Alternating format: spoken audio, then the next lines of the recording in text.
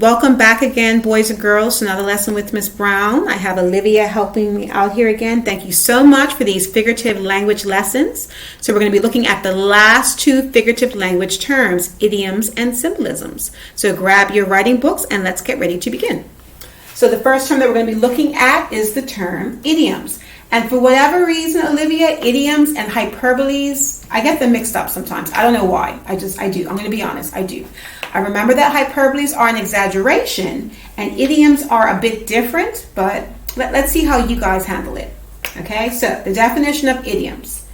A commonly used expression that doesn't mean exactly what the words say.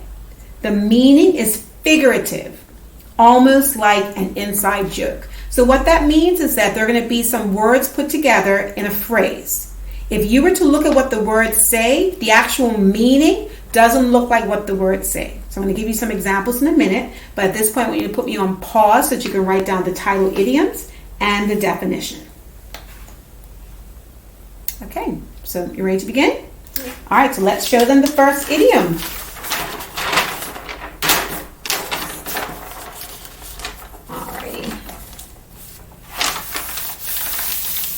Okay, so have a look at this first idiom. Olivia, can you read it for me? Let the cat out of the bag. Let the cat out of the bag. So, it stays up. Guess what? I have a bag here. And, oh, look inside. It's not quite a cat. It's Lance's fox. But I let it out of the bag. So, is that what this means? No. I did what it told me to do. It said to let the cat out of the bag, and that's what I did. But idiom, it doesn't mean exactly what the words say. It's almost like an inside joke. So this does have a meaning. Do any of you know what it means to let the cat out of the bag? If somebody says to you, you let the cat out of the bag, what do they mean? They don't mean that you actually took a cat and took it out of a bag. It actually has a different meaning. Livia, do you know what it means? It means like if someone told you a secret and you told. Very good. So if somebody told you a secret and then you share that secret with somebody else, you let the cat out of the bag. Okay, let's look at the next one. Okay, so this next one. Skating on thin ice. Well, we don't even have ice here in Bermuda. We can't even go ice skating. But at some point, maybe your parent or maybe your teacher might have said, Olivia, you are skating on thin ice. Is she really skating around on thin ice? No. So what does it mean if somebody says to you that you're skating on thin ice? Any ideas? Okay, I'm going to ask Olivia. Olivia, do you know what it means, or do you have an idea what you think it might mean to skate on thin ice? I think it means if you have a warning, and then you get in trouble a lot of times. Okay, good job. So you know your idioms. So Olivia said it's like if you have a one warning and another warning and another warning and you're getting in trouble a lot of times. Yeah, it does mean that you're skating on thin ice. So you're in danger of the big consequence. Okay, so you're almost there. Like do one more thing and you're down to the principal's office. That's what skating on thin ice means. And the last one. What's the last one, Livy? Cry crocodile tears. Cry crocodile tears. Stop crying those crocodile tears. Have your parents ever said that to you, your grandma or your auntie? Crocodile tears. Do you know what crocodile tears means? Okay, Olivia, do you know what crocodile tears means? I think it means when you cry a lot and it's not necessary. So she says when you cry a lot and it's not necessary. Crocodile tears is almost like you're pretending that you're really, really upset about something, but if you look really closely, I don't even see any water coming out of your eyes. Are you even crying? So crocodile tears is kind of like when you're making a big fuss and you're acting like you're so upset, but you're really not. Okay? Sometimes people might get hurt and then they're and when you look, you're not even crying. Like you're not really hurt. So that's kind of like crying crocodile tears. Okay? And that's it. That's idioms. Make sense? All right, one more. The last figurative term that we're going to be looking at is something called symbols or symbolism. Okay, so symbols. Symbols stand for or suggest something else. It creates a deeper meaning in a poem or text. So what I want you to do is I want you to write the title symbols, the definition, and I want you to write these 4 examples, and then we're going to talk about what they mean. So put me on pause to do that. Okay, so you should have completed it. All right, so a symbol, it means that it stands for or suggests something else. So one thing represents something else. So let's look at some of our examples here. All right, so we have a red rose, a 4-leaf clover, a $sign, and a white flag. So first up, red rose. At home, I want you to write down, what do you think the red rose symbolizes? When you finish that, write down what you think the 4-leaf clover symbolizes. When you finish that, write down what you think the $sign symbolizes, and then write down what the white flag symbolizes, and then I'm going to put myself on pause and then write down the answers.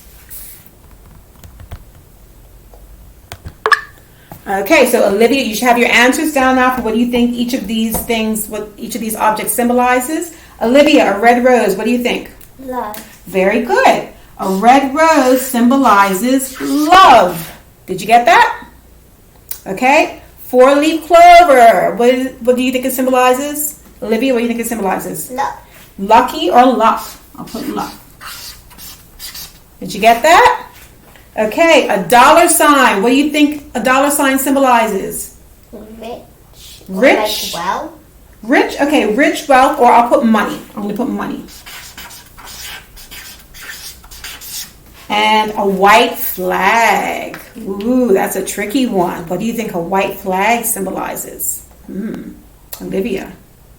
Like surrender. Okay, I didn't know she's going to get that one. So a white flag can either symbolize surrender, like I give up, I'm waving my white flag, I give up, you win, or a truce. If maybe Olivia and Lennox are arguing, and they finally decide, okay, you know what? This is ridiculous. Let's just compromise. You can have the laptop for an hour, and then I can have something else for an hour, and then we can switch. So it's like a truce. So a white flag symbolizes a surrender or a truce. Chloe, our dog Chloe is here. So what are you guys doing?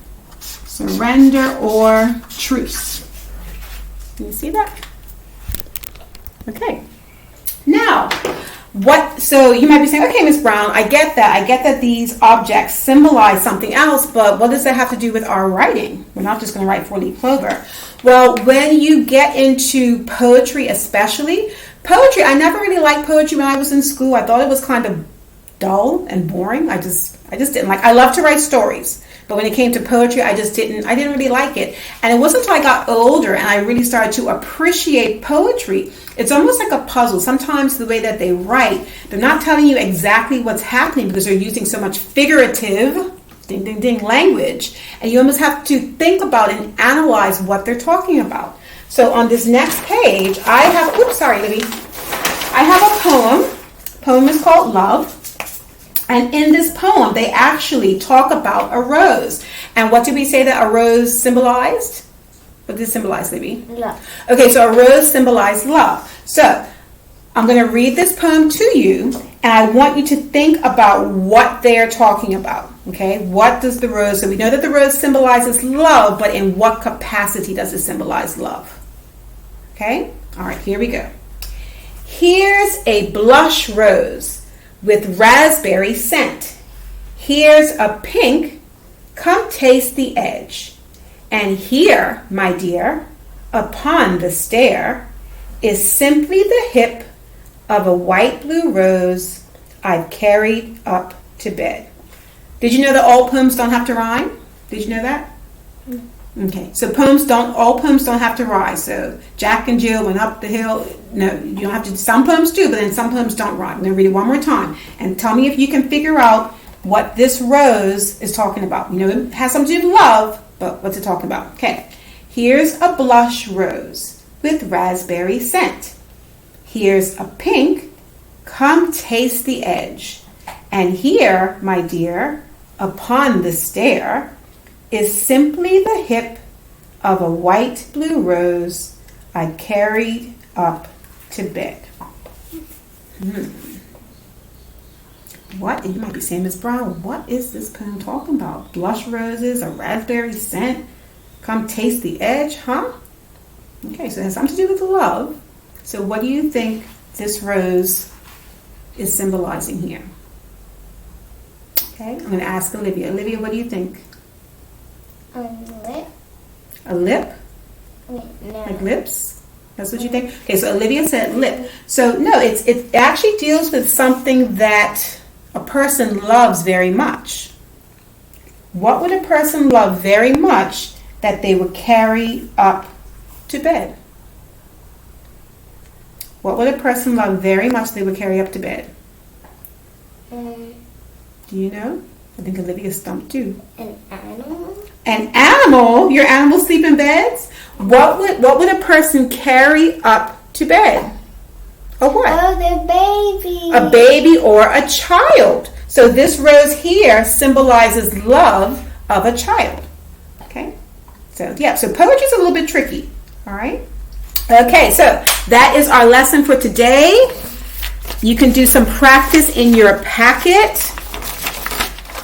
Okay, almost at the end of the packet. So on this page, they give you some common symbols. So what you can do is you can write what each of these symbols stand for. Just write what it is. So this one's an obvious one. That's a stop sign, so that means stop, don't go any further. How about the light bulb? What does a light bulb symbolize? An idea. Okay. On this page, they give you some more examples of things, and they're looking for symbols. Okay. And the last thing that you can do is idioms. They give you some examples of some common idioms. Going bananas, and see eye to eye, under the weather. And you have to try to figure out what they stand for. Okay? So thank you very much, boys and girls. I hope that this all made sense, and I will see you in the next video. Bye.